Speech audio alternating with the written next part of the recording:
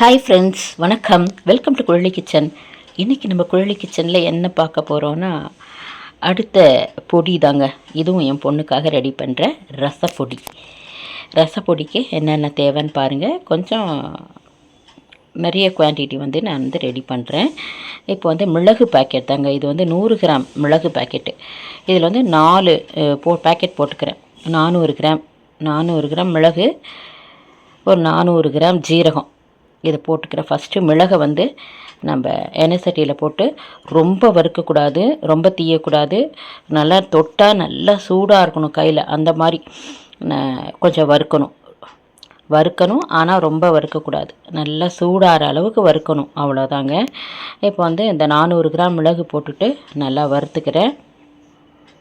நம்ம நல்ல வெயிலில் காய வச்சா என்ன சூடாகுமோ அது மாதிரி தான் இருக்கணும். நல்லா வறுத்தோம்னா நல்லா சூடு ஏறி மிளகுல கையால் அப்படி எடுத்து பார்த்தோம்னா நல்லா சுடணும். அந்த மாதிரி இருந்தால் போதும். எடுத்து கொட்டிக்கலாம். நம்ம அதை வறுத்துட்டு எல்லாத்தையும் ஆற வச்சு தான் நம்ம அரைக்கணும். அதனால் இதை வறுத்துட்டு தூக்கி கொட்டிக்கலாம். அவ்வளோதான். இதை ரசப்பொடிக்கு ரொம்ப வறுக்கக்கூடாதுங்க. இந்த துவரம்பருப்பு போடுவோம், அது கொஞ்சம் நல்லா வறுத்துக்கலாம். துவரம்பருப்பு கொஞ்சம் நல்லா ஃப்ரை பண்ணிக்கிறோம், அது மட்டும்தான். மற்றபடி பெருங்காயம் போடுவேன், அது நல்லா எண்ணெயில் வறுத்துக்கலாம், அது நல்லா ஃப்ரை ஆகிடணும். இப்போ ஜீரகம் போடுறேன். இது 200 கிராம் பேக்கெட். இது 2 பேக்கெட் போட்டுக்கிறேன். 400 கிராம் மிளகு, 400 கிராம் ஜீரகமும் அப்படி தாங்க. நல்லா வறுக்கணும். பட் ரொம்ப தீயெல்லாம் கூடாது, எதுவும் ஆகக்கூடாது. நல்ல சூடாகிற அளவுக்கு வறுத்துட்டு எடுத்து கொட்டிக்கணும். இது கொஞ்சம் நல்லா சூடானாலே டப்புன்னு பொரியும். அதனால் நல்லா சூடாகிடுச்சினாலே போதும், தூக்கி போட்டுடணும். அப்போ தான் நல்லா டேஸ்டியாக இருக்கும். ஏன்னா நம்ம பச்சையாக கூட அரைச்சிக்கலாம், ஆனால் பச்சையாக நம்ம அரைச்சோம்னா ரொம்ப நாள் இருக்காது, வீணாக போயிடும் இல்லைங்களா. அதனால் நம்ம நல்ல வெயிலில் காய வச்சு அரைக்கிற மாதிரி இதை நல்லா சூடானவுடனே, நான் ஏன் சொல்கிறேன் திருப்பினா, நீங்கள் ரொம்ப வறுத்துடக்கூடாது, அதனால தான் 2வது தடவையும் சொல்கிறேன்.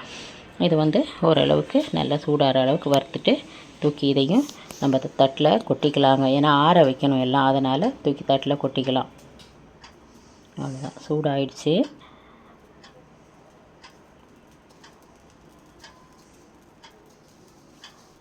இதுவும் ஒரு 400 கிராம் போட்டுக்கிட்டேங்க. அவ்வளோதான், அதையும் கொட்டிக்கலாம். இப்போ மிளகு ஜீரகம் வறுத்தாச்சு. இப்போ இதுக்கு அடுத்தது என்ன வறுக்கிறேன்னு பார்க்கலாம். இது மல்லி தனியாக சொல்லுவோம் இல்லையா. இது 500 கிராமு. 500 கிராமில் கொஞ்சோண்டு ஒரு 50 கிராம் அளவு நிறுத்திட்டு, ஏன்னா கொஞ்சம் கூட இருக்கலாம். மல்லி 400னா ஒரு 450 இருக்கலாம். அப்போ நல்லாயிருக்கும், டேஸ்டியாக மணமாக இருக்கும் ரசம். அதனால் கொஞ்சம் கூட போட்டுக்கலாம். அந்த 400 அது ஈக்குவலாக போட்டால் இது கொஞ்சம் கூட போட்டுக்கலாம். போட்டுட்டு நல்லா இதையும் வறுத்துக்க வேண்டியதாங்க. இது கொஞ்சம் நல்லா சூடாகிற வரைக்கும் நல்லா வறுத்துக்கணும். ஏன்னா ரொம்ப நாள் வீணாக போகக்கூடாது இல்லைங்களா. அதனால தான் இது. ஏன்னா பச்சை வாசனை ஈரம் இருந்துச்சுன்னா வீணாகிடும். அதனால் நம்ம நல்லா அந்த ஈரப்பதம்லாம் போகிற அளவுக்கு நல்லா வறுத்துட்டு எடுத்து கொட்டிக்க வேண்டியதாங்க. இப்போ இது 450 இருக்கும், அந்த அளவுக்கு வறுத்துருக்கேன் நான். 1/2 kg பேக்கெட்டில் கொஞ்சோண்டு நிறுத்திட்டு எல்லாத்தையும் கொட்டி வறுத்துட்டேங்க. இப்போ இதையும் வறுத்து நம்ம தட்டில் கொட்டிக்கலாங்க.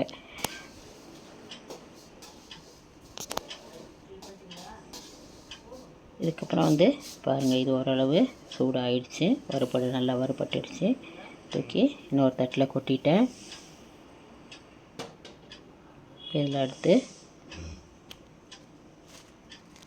மிளகா போட்டுக்கிட்டேங்க. மிளகா இங்கே மிளகு நிறையா இருக்கிறதுனால மிளகா உங்கள் காரத்துக்கு தகுந்த மாதிரி போட்டுக்குங்க. நான் ஒரு 50 கிராம் இருக்கும், 50 கிராமுக்கு மேலேயே இருக்கும் மிளகா போட்டிருக்கிறேன் நான். நீங்கள் டம்ளரில் அப்படி அளந்தீங்கன்னு வச்சிங்களேன், இதுவும் ஈக்குவலாக நீங்கள் மிளகா அதே கப்பில் அளந்து போட்டுக்கலாம். அப்போ கம்மியாக தான் வரும், ஒரு 50 கிராம் 100 கிராம் அளவுக்கு தான் வரும். 100 கிராம் கூட இருக்காது. இது நான் கையால் தான் எடுத்து போட்டிருக்கிறேன், ரொம்ப காரம் வேண்டாம்னு சொல்லிவிட்டு.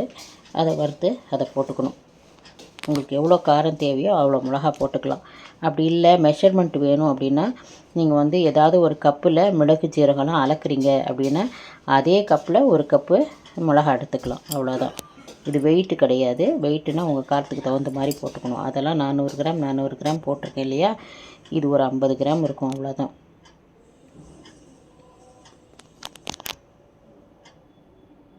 ஏன்னா அதுக்கப்புறம் தாளிப்புலேயும் நம்ம வந்து மிளகா போட்டு தாளிப்போம் ரசத்தில். மிளகு காரமும் இருக்குது. அதனால் பார்த்து உங்கள் காரத்துக்கு தகுந்த மாதிரி தான் இதை நீங்கள் போட்டுக்கணும்.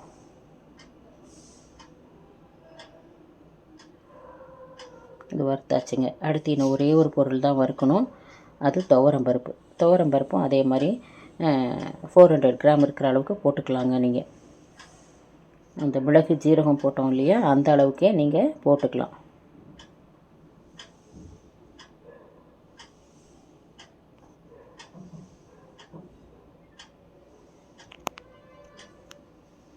அதையும் போட்டு நல்லா இது வந்து கொஞ்சம் நல்லாவே வறுத்துக்கணுங்க.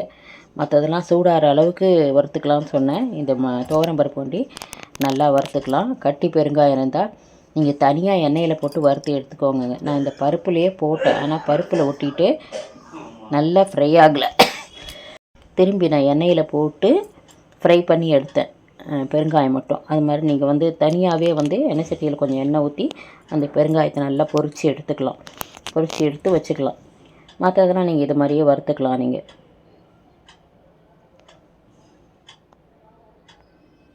இப்போ இது நல்லா வறுபட்டுருச்சுன்னா எடுத்து கொட்டிக்கலாங்க. அதே மாதிரி கொஞ்சம் கருவேப்பிலை போட்டுக்கலாங்க. இதில் நான் போட்டிருக்கேன். நான் இப்போ அடுத்து கருவேப்பிலை தான் வறுப்பேன்னு நினைக்கிறேன். ஏன்னா இதில் வந்து அங்கே அமெரிக்காவில் வந்து கருவேப்பிலை வந்து அதிகமாக கிடைக்காதுங்க. பாருங்கள், நான் பெருங்காயம் வந்து இந்த பருப்புலேயே போட்டேன், ஆனால் அது சரியாக வறுபடலை. நான் திரும்பி எடுத்து எண்ணெயில் போட்டு பொரித்து எடுத்து போட்டுக்கிட்டேன். ஏன்னா அது துவரம்பருப்பு வறுபட்டுருச்சு, இது கொஞ்சம் அது கூட சேர்ந்துட்டு சரியாக வறுபடலை. அதனால் தனியாக எடுத்து நீங்கள் போடும்போதே எண்ணெயில் பொரித்து தனியாக எடுத்து வச்சுக்கலாம். 2 வேளை வேண்டாம். இது வறுத்தாச்சு.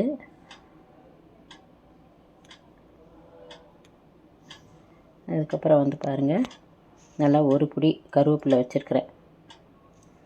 அதை வந்து நல்லா உருவி போட்டு எண்ணெய் இல்லாமல், ஆனால் நல்லா அப்படியே கையால் நொறுக்குனோம்னா நொறுங்குற மாதிரி அளவுக்கு நீங்கள் வந்து வெறும் எண்ணெய் சட்டியில் போட்டு வறுத்துக்கலாங்க. நல்லா வாசனையாக இருக்கும்.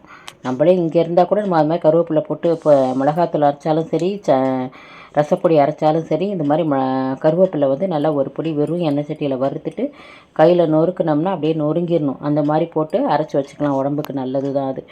கருவேப்பிலை சேர்த்துக்கிறது உடம்புக்கு நல்லதுங்க. அயன் நிறையா இருக்குது. நம்ம வெளியில் போய் எல்லாத்துலேயும் போடுவோம், இருந்தாலும் எடுத்து எடுத்து போட்டுருவோம் இல்லைங்களா. இது வந்து உள்ளுக்கு போகணுன்னா இந்த மாதிரி நம்ம பொடி அரைக்கிறது, சட்னி அரைக்கிறது, இதிலெல்லாம் வந்து கருவேப்பிலையை போட்டு அரைச்சிடணுங்க. அரைச்சா கொஞ்சம் நமக்கே தெரியாதுன்னு நம்ம சாப்பிட்ருவோம்.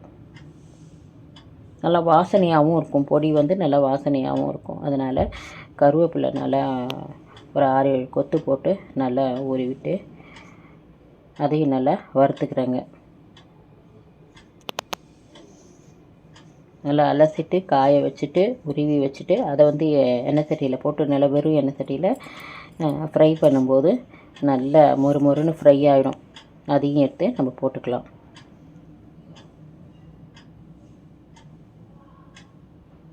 இப்போ தாங்க வறுக்கிறேன். இப்போ இதெல்லாம் வறுத்துட்டு பெருங்காயத்தையும் எண்ணெயில் போட்டு வறுத்து வச்சுட்டேன். அவ்வளோதாங்க. இப்போ ரசப்பொடிக்கு தேவையானது எல்லாமே வறுத்தாச்சு. மிளகு ஜீரகம், துவரம்பருப்பு, மிளகா, மல்லி, அவ்வளோதான் அதுக்கு தேவையானது. இதில் பெருங்காயம் வறுத்து போட்டிருக்கேன், கருவேப்பிலை வறுத்து போட்டுக்கிறேன். அவ்வளோதான். இதை எல்லாத்தையும் நல்லா ஃபேனில் ஆற வச்சுட்டு நல்லா சில்லுன்னு ஆனதுக்கு அப்புறமா நீங்கள் மிக்சியில் போட்டு கொஞ்சம் கொஞ்சமாக போட்டு நல்லா ஒரு பாத்திரத்தில் கொட்டி எல்லாத்தையும் கலந்துக்கணுங்க.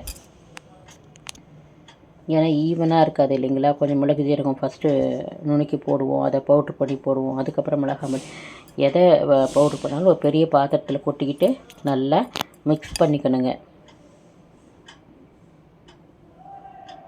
இப்போ இது நல்லா போட்டாச்சு. அது கொஞ்சம் காம்பெல்லாம் இல்லாமல் போட்டுக்க வேண்டியதாங்க. வெறும் கருவேப்பிலை இலை மட்டும் இருக்கிற மாதிரி போட்டு வறுத்து போட்டுக்கணும்.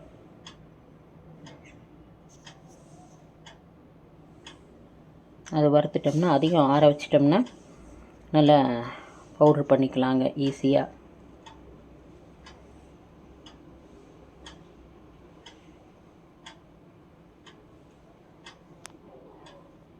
அவ்வளோதாங்க. இப்போ இது வறுத்துட்டு ஆஃப் பண்ணிட்டேன். அந்த சூடுலேயே இருக்கட்டும், இன்னும் கொஞ்சம் மொறுமொறுன்னு ஆகும்னு அப்படியே அந்த எண்ணெய் சட்டியிலே வச்சுட்டேன் கொட்டாமல். இப்போ வந்து எல்லாம் ஆறிடுச்சு. மிளகு ஜீரகம் அதெல்லாம், மிளகு ஜீரகத்தை அரைச்சி நல்லா அந்த கடாயில் கொட்டிக்கலாம். கொஞ்சம் கொஞ்சமாக இருக்கிற எல்லாமே இப்போ இது ஒரு 1 kg 2 kg நான் வந்து 2 பேக் பண்ணியிருக்கிறேன். ஏன்னா அவங்களுக்கு இதை அரைச்சி கொடுத்துட்டேன்னா கொஞ்ச நாள் வச்சுப்பாங்க.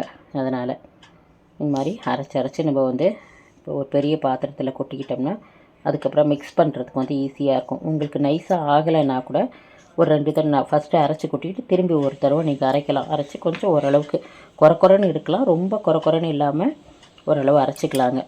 அரைச்சி முடிச்சுட்டு நான் வந்து மஞ்சத்தூள் வந்து மிக்ஸ் பண்ணிவிடுவேங்க. எப்போதுமே ரசப்பொடியில் வீட்டுக்கு அரைக்கிறதா இருந்தால் கூட அரைச்சி முடிச்சுட்டு மஞ்சத்தூள் மிக்ஸ் பண்ணி வச்சுருவேன். இது வீட்டிலையே அரைச்ச மஞ்சத்தூள், நம்ம சம்மந்தி வீட்டில் விளையுது மஞ்சள், அவங்க கொடுத்த மஞ்சள். அது வந்து காய வச்சு அரைச்சி வச்சுருந்தேங்க நிறையா.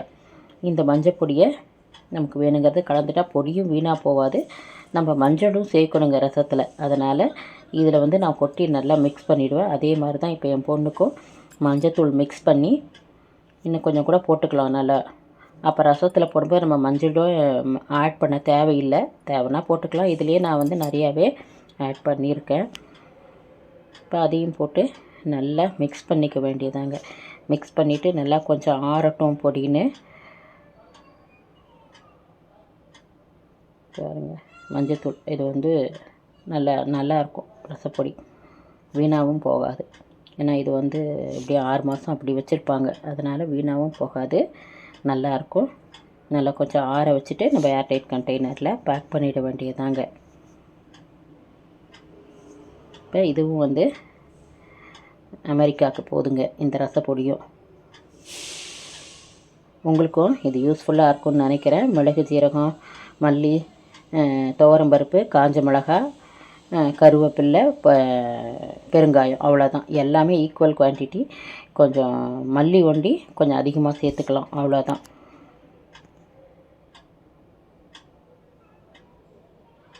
அவ்வளோதாங்க. இன்னும் கொஞ்சம் கூட அது வந்து கொஞ்சம் எல்லோயிஷாக இருந்தாலே நல்லாயிருக்கும். அதனால் கிட்டத்தட்ட நான் இது நிறையா இல்லைங்களா குவான்டிட்டி, அதனால தான் ஒரு 100 கிராம் அளவுக்கு கலக்கணும். அப்போ தான் அது வந்து நல்லாயிருக்கும். கலந்து காய வச்சு பேக் பண்ண வேண்டியதான். வாழ்க வளமுடன். நன்றி.